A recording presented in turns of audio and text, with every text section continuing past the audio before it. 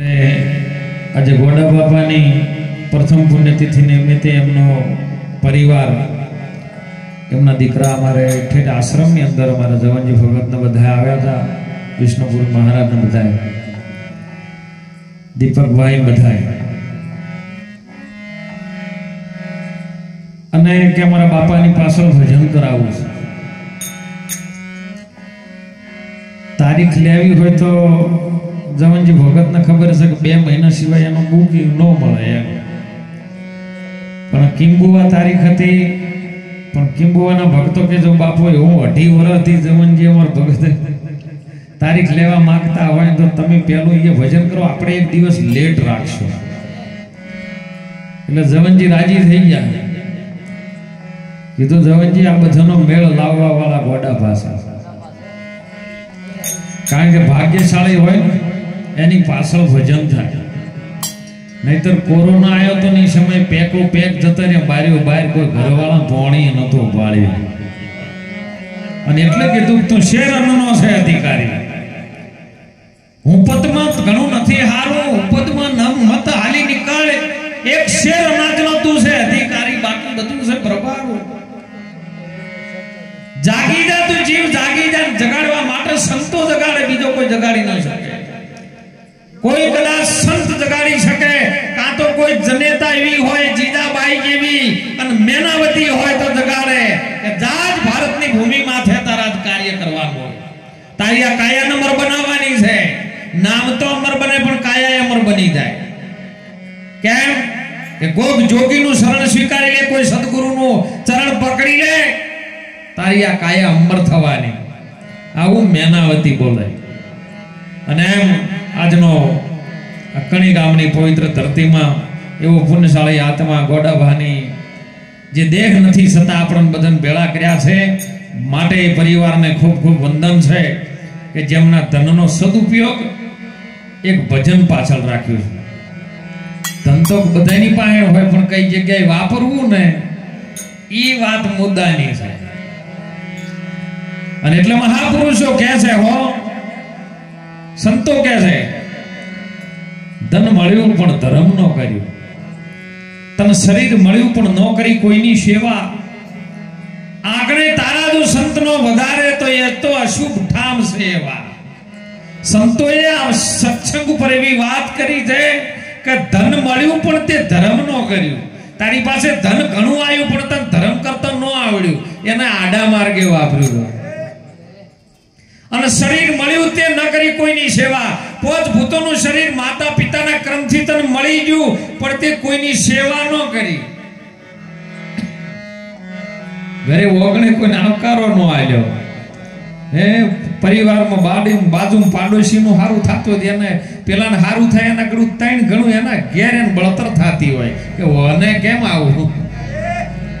ગામમાં કોઈ ટ્રેક્ટર લાવે, કોઈ સારી ગાડી લાવે ને તો એનું પેલાનું પેટ્રોલ ને ડીઝલ નો બળે એટલું પેલાનું લોહી બળી જાય. ક્યારે લાવ્યો છે ને ગાડી, ચોથી લાવ્યો છે, હપ્તા નહીં ભરી કે. એટલે પણ રે ગામમાં આવ્યું છે તો કોક દાડો બે હવા મળશે, આનંદ કરી લે, બળતર ઓછી કર. મને ઘણી વખત પૂછે બાપા આટલી બધી ગરમી કેમ પડે, કીધું ખાલી માણસને જઈને પૂછ્યા અંદર બળતર આવું કેટલી છે.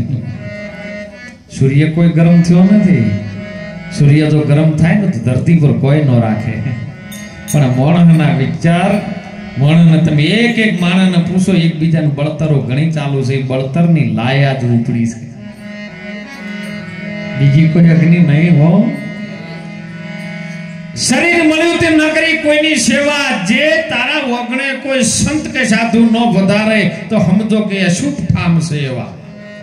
તારા ઘેર કોઈ સાધુ સંતનું પગલું નથી, કોઈ અતિથિ આવતું નથી, તારું મહેમાન નથી આવતું, તારા ઘેર વગણામ કૂતરું ન આવે, પોપટ પારે એવું ન આવે તો સમજો કે મોહણીયું એના કરતી સારું હોય તો લાશ તો આવે ત્યો. માટે જાગો મહાપુરુષો. આપણા ભારતના સંતો પોકાર કરીને કહે છે કે બધાને એક સરખા જીવન નહીં મળતા, મળે છે કોઈને દફન પણ કફન કોઈને મળતા નથી. પથરા તો ઘણાય મળે પણ આવા રતન કોઈ મળતા નથી, જેના બાપાની પાછળ એમનો પરિવાર ભજન કરવા માટે તૈયાર થયો ને રતન કહેવાય. ભવસાગર માં હિરલા ને મહાસાગર માં મોતી, રત્ના સાગર માં રતન નીપજે. હમણાં ગણપતિ વંદનામાં આવ્યું હતું. અને એટલે પુણ્યશાળી આત્મા ગોડાભાઈની આજે પહેલી પ્રથમ પુણ્યતિથિ છે. અને એમાં સમસ્ત ભાવિક ભક્તો, સંત માતાઓ અને મારે ખૂબ તબલજીમાં જે તાલ આપી રહ્યા છે મારા નયનભાઈ, સતત જો એમને તારીખ ન મળે પણ કાલે ફોન કર્યો ને જોગ ને સંજોગ ભેળો થયો. એટલે ખૂબ ખૂબ વધાવું છું. મહાપુરુષો એક જ વાત કરે છે સાહેબ, વાણીની અંદર કોઈ સત્સંગની અંદર કોઈ સમજણની વાત આવી જાય, કારણ કે આધ્યાત્મિક સિદ્ધાંત છે ને તો ઉતરવું કાઠું જવાનું ભગત. કારણ કે કાગડો કદી મોતી નો ચરે બા, અને મોતી જો ભૂલથી ચરી જાય તો એનું ઓજરું ફાડી નાખે, ટક્કર નો ચાલી ગયા. એટલે ભારતની ભૂમિ માથે, અયોધ્યાની ભૂમિ માથે જ્યારે માં જાનકીજી ભગવાન રાઘવેન્દ્ર સરકાર રામ અને લક્ષ્મણ દત્તી ત્રણે બેઠેલા, અને લક્ષ્મણ દત્તીને ઈશારો કર્યો. માં જાનકીએ કીધું કે લક્ષ્મણજી પૂછો ને, તમારા ભાઈને પૂછો. આ વડો ધર્મ શું છે? આ મહાધર્મ શું છે? બધા જગતના બ્રહ્માંડના અવતારને નારાયણ અવતાર છે રામ, ભૂમિનો બ્રહ્માંડનો માલિક છે, છતાં ભજન કોનું કરે છે? કયા વડા ધર્મનું છે? ઈ તો પૂછો. હું તમને પૂછું મારા લક્ષ્મણજીના બંધવા, તમે મને કહો વડા ધર્મની વાત. સૂર્ય નતા, ચંદ્ર નતા, નતા નવલખ તારા, એ પવન પાણી આકાશે નહોતું તે દીએ ધણી આધર આધર હતા. તમે કહો આ ધર્મ કેવી રીતનો હતો? મને કહો તો ખરી.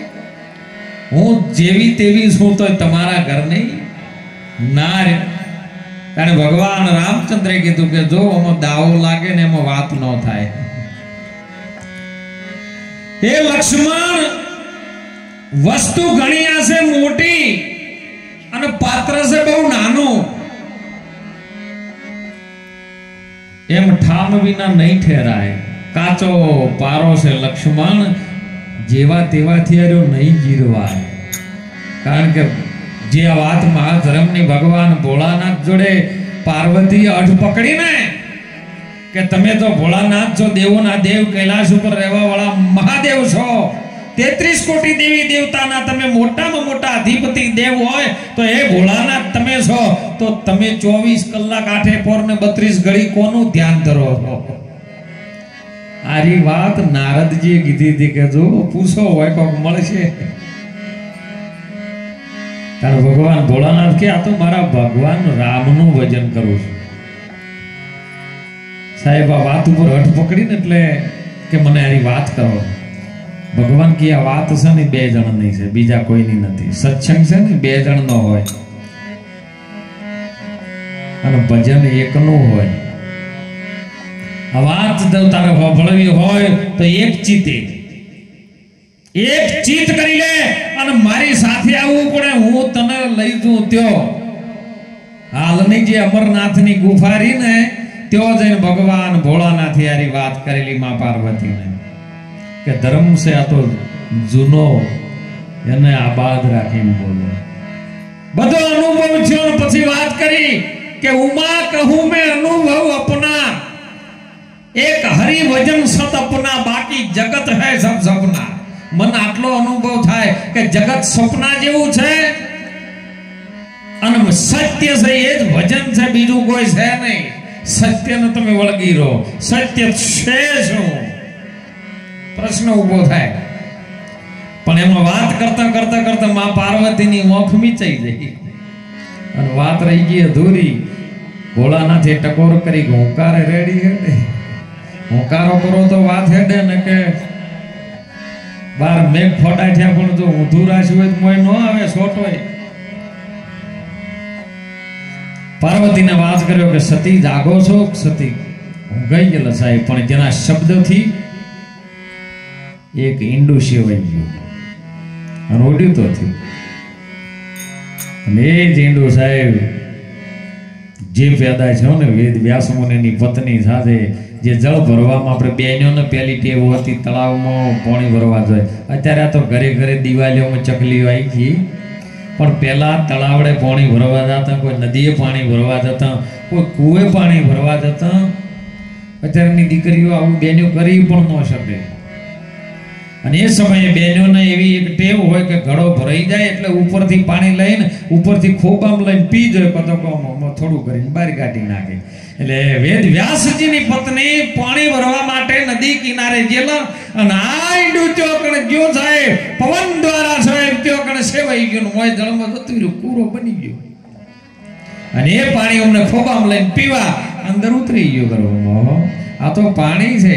કેવું પાણી કેરી પેદાશ કરી જળથી જુગતી રચાણી. તમે પેલા પાણીથી બાળક પેદા થાય એનો સમજતા, આનો સિદ્ધાંત કઈક અલગ છે. પાણી કેરી પેદાશ કરી જળથી જુગતી રચાઈ એ સાહેબને કેમ કરી છોડો? જો તન મન ધન કુરબાની તમે પીઓ ને રામ રસ જાણી. એ રસ સાહેબ પીધો નિત્યથી સેવાનો અને વેદ વ્યાસ મુનિના પત્નીના ગર્ભની અંદર 18 માસ રહ્યો છે. બહાર આવવા માટે રાજી નથી. ભગવાન ભોળાનાથનું પાછું પાત્ર જેને ત્રિશૂળ કહીએ, 3 પોખ વાળું આવે. તમે જોજો ત્રિશૂળ હોય ને 3 પોખ વાળું, 2 શેડા ઓમ આવે ને 1 શેડો ઊભો આવે. ત્રિશૂળમાં નિશાન જોજો કેમ આવે છે. 2 શેડા તમારા વિચારોના છે, હોયથી હોય આવે છે ને જાય છે ને એ વિચારો આડા જ હોય છે. એક સુરતાનો તાર છે એ સીધો અણી વાળો છે અને એના ઉપર જો તમારું મન ઠેરે ને તો તમારું ભજન થાય ને કે નથી થાય એવું કદીએ. આ ત્રિશૂળનું મહત્વ આવ્યું છે.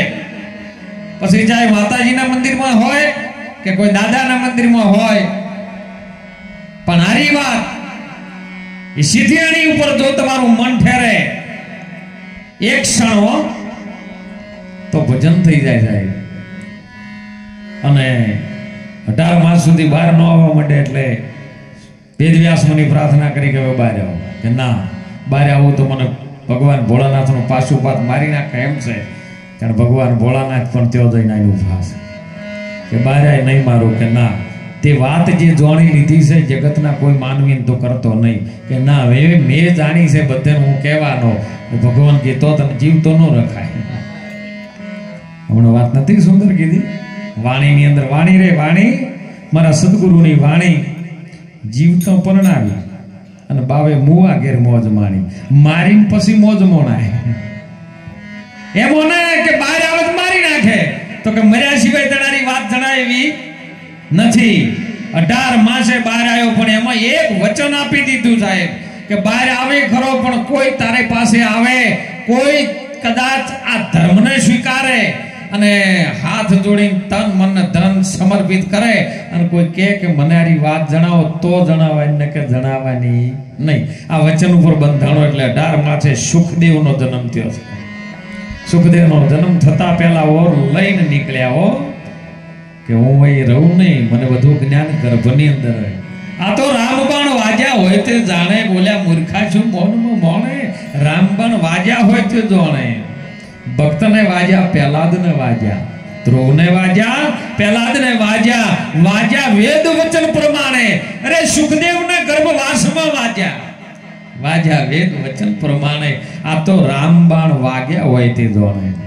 એને વાગેલા હતા. પણ જનક રાજા વેદવ્યાસને એમ થયું કે કદાચ આ દીકરો ઓમ નોમ જો ગર્ભની અંદર જ્ઞાન લઈને બહાર નીકળે તો એને અહંકાર મારી નાખે.